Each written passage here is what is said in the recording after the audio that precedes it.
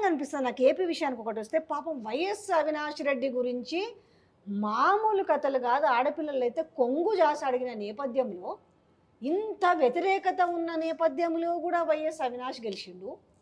పాపం కేతిరెడ్డి లాంటి వాళ్ళు పొద్దున్న లేస్తే పబ్లిక్, నేను ఉదాహరణకు నటివెంత కేతిరెడ్డి చాలామంది అనుకో, అందులో మనకు ఫస్ట్ కనిపించే వ్యక్తి పొద్దున్న లేస్తే ప్రజల్లో ఉన్న వ్యక్తి ఏమో ఓడిపోవడం. ఈ రెండుని ఎట్లా చూడవచ్చు ఒకసారి? ఇప్పుడు ఆ సత్యకుమార్ గారు ఆయన ఎవరో ఆయనకి కూడా తెలిసి ఉంటుంది నాకు తెలిసి రాజకీయ ప్రస్థానంలో. అదే వెంకయ్యనాయుడు గారితో పిఏ అన్నది అందరికీ తెలిసిన విషయం. అదేవిధంగా పార్థసారథి గారు ఉన్నారు, కర్నూలులో గెలిచారు ఆయన. నిజంగా చెప్తున్నా, వాళ్ళు కూడా ఊహించుకుని ఉంటారు.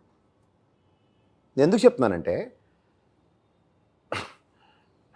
ప్రజల యొక్క నాడిని ఈ సర్వేలు అనుకో లేకపోతే ఎవడైనా అనుకో పసిగట్టేశారు, ప్రజా నాడి పట్టి అన్న దగ్గర నాలాటోడు నేను కూడా measurable failure, let me admit it. నేను అంటుంది ఏంటంటే, ఊహకందని ప్రజల యొక్క తీర్పులో ఆ ప్రవాహంలో ఎవరైనా కొట్టుకుపోతారు. ఇప్పుడు మనకి అదీప్ రాజన్ పెందుర్తిలో గెలిచాడు లాస్ట్ టైం వైఎస్ఆర్సీపీ 151 సీట్లు. తల్లితోడు ఆయన కూడా ఊహించుకుని ఉండడు. నేను ఎగ్జాంపుల్ చెప్తున్నా. నేను ఇక్కడ ఏంటంటే, అంటే మనము అలాంటి మిరాకిల్స్ జరుగుతాయి. అవినాష్ విషయంలో ఇంటి కుటుంబ సభ్యుల ఆడపిల్లలు వచ్చి కూడా ఆఖరికి విజయమ్మ కూడా వీడియో చేసి పంపించింది, నా బిడ్డను గెలిపించండి అనేసి అన్న నేపథ్యంలో అసలు అవినాష్ రెడ్డి గెలవడం అనేది నాకు అంటే కొంతమందికి మిరాకిల్ కలేదు. నో నో నో, అక్కడ మీరు తప్పు ఇక్కడ గుర్తుంచుకో. ప్రజలు కాంగ్రెస్ని ఇంకా క్షమించలేదు, పాయింట్ 1. అది మీరు గమనించగలగాలి. ఇప్పుడు నిజంగా చెప్పాలంటే కుటుంబం అంటే ఫస్ట్ ప్రయారిటీ జగన్మోహన్ రెడ్డి గారు, సెకండ్ ప్రయారిటీ షర్మిలమ్మకే కదా.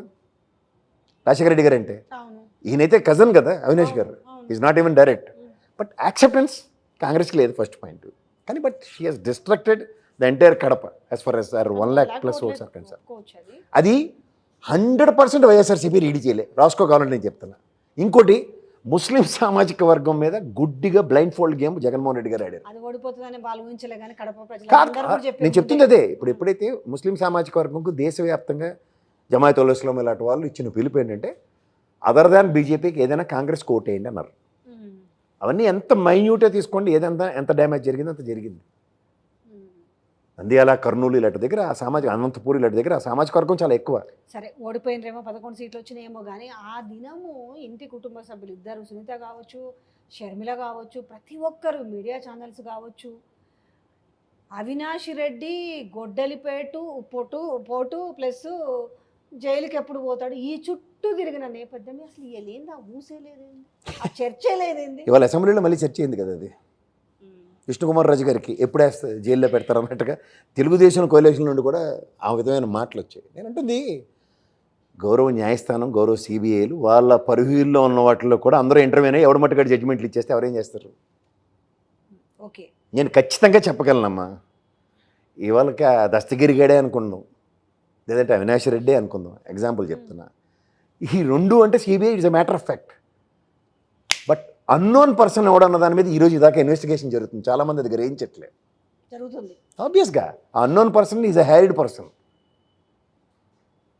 ఎవడు మట్టుగాడు దస్తగిరి గడి యాస్ నేనంటే నేనే అని చెప్పేసినంత మాత్రాన గౌరవ న్యాయస్థానాలు, గౌరవ సిబిఐ ఈ రోజుగా కన్విన్స్ అవుతుంది. ఎందుకు రాదు?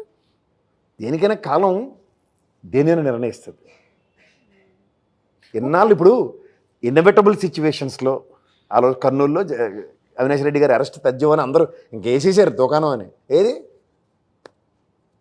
చేత విధిరాతని ధర్మం 4 పాదాల మీద ఉన్న భరతఖండంలో ఇవాళ ఒక పాదం మీద ఉన్నది అందరూ మాట్లాడుతున్న దగ్గర ధర్మ పరిరక్షణ ఏదో విధంగా ఎక్కడో విధంగా జరిగి తిరుగుతుంది. సరే, ఉప్పు నిప్పుగా ఉండే రఘురామకృష్ణరాజు ఎప్పుడు జగన్ జైల్లోకి దోల్దాం అనుకునే బాగా కారాలు మిరాలు నూరుతున్న త్రిపులారు అంత సామరస్యంగా పోయి మీరు ప్రతిపక్ష నేతగా మీరు రావాలి, మీరు రాకపోతే ఎట్లా, మీరు అసెంబ్లీకి రావాలని అడిగాను అనే విధానం చూస్తే ఎట్లా ఉంది? ఏముంది ఎందుకంత అంటే మామూలుగా చూస్తే ఒక వెకిలి అట్టహాస్ అంటే వికృతంగా నవ్వడము అవి ఉండాలి కదా, కానీ ఆయన దగ్గరికి వెళ్ళి మీరు రావాలి అని ఆహ్వానించిన విధానము.